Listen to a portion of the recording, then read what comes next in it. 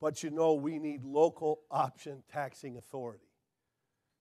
Idaho is one of only 3 states, together with Alaska and Alabama, that don't have either state funding for public transportation or the ability to go to our voters and raise that ourselves. With all due respect to those other states, I'd rather be in the majority. Consider this irony. All around the state, we trust voters to elect legislators to come to Boise and represent them. But then those legislators don't trust the voters that elected them with financial priorities in their own communities. There are great examples of citizens all around the country voting to tax themselves for efficient, effective public services. Just 2 weeks ago, voters in the state of Arizona, a hard-boiled bunch if ever there was one, overwhelmingly passed 1 cent of sales tax to avoid cuts to public education. And recently, the state of Kansas voted for 1/8 of a cent to allow Kansas State University and Kansas University important money for research, for engineering, for medicine, and for technology. What would that be like in Idaho? What would 1/8 of a cent do for us? Well, you might be surprised at what that total is. 1/8 of a cent in Ada and Canyon County amounts to around $7 million a year. What could Boise State do with research and development for $7 million?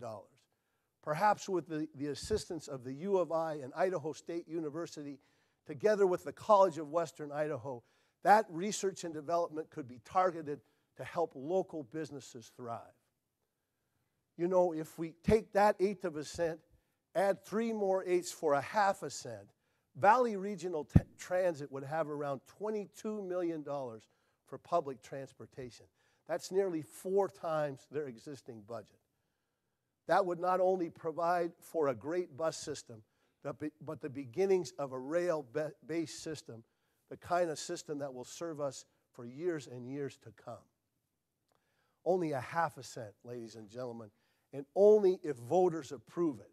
And what's more, a sales tax taps those that are visiting our communities and helps defray the cost of essential services where otherwise it falls almost exclusively to the taxpayers.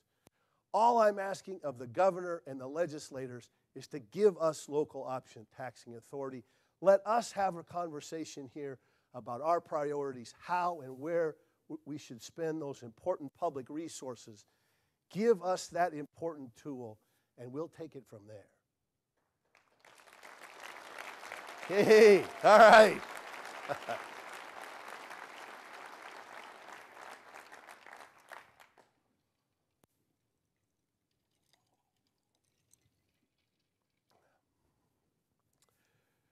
You know, there were moments this past year where it caused us to look away from what can be our tough times, our problems. It made us take notice and look that with hard work, determination, and smarts, some truly great things can happen. One of those great things is when a young man from Boise did a little maneuver called the Hurricane. 5 flips and 3 twists, something no other aerialist has ever landed in competition. And Jared Speedy Peterson won a silver medal at the Winter Olympics in Vancouver. Another great moment like this was on 4th down from their own 33, when the punter at Boise State University, Kyle Brotzman, in a play called The Riddler, threw a perfect strike to another Kyle, and Boise State won their 2nd Fiesta Bowl championship.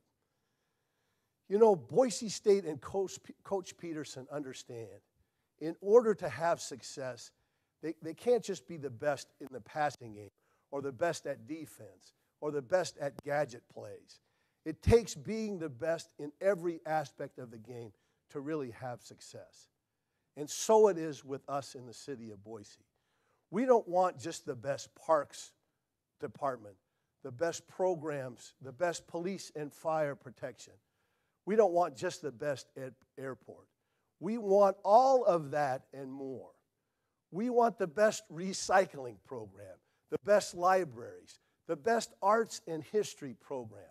We want all of that because you rightly demand and expect that out of us.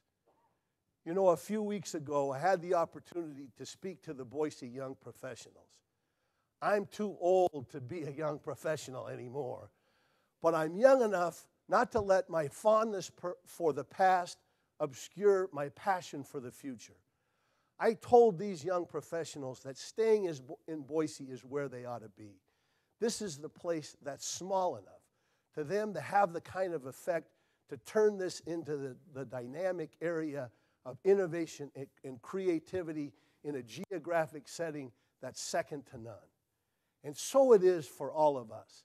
It's great to spend time with these young people because their passions are tangible, but they also have something important to teach all of us. Spending time with these young professionals teaches us that we will have success if we don't look back at what we've lost these last few years, but rather we look forward on what we stand to gain. We need the hurricane, we need the Riddler, and we need local option. If we do everything, we win. That's how we build the most livable city in the country for our children and our grandchildren.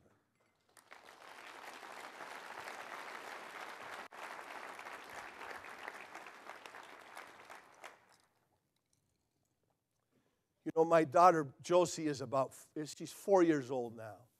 And she's old enough to start understanding a little bit about what I do. That I'm a little different than the other fathers in the preschool.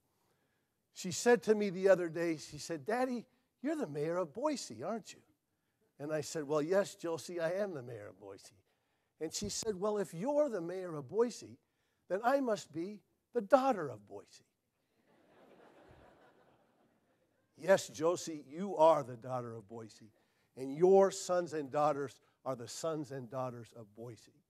We focus on economic development not to enrich ourselves, but to ensure the futures of our children and our grandchildren.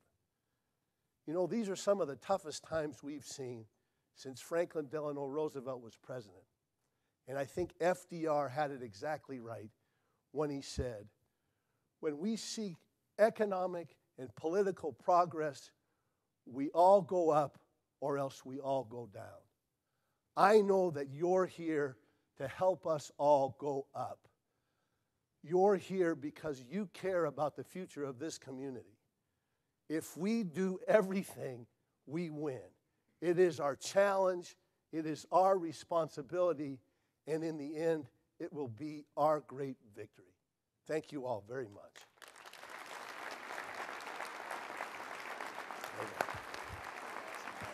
Hey, had some fun.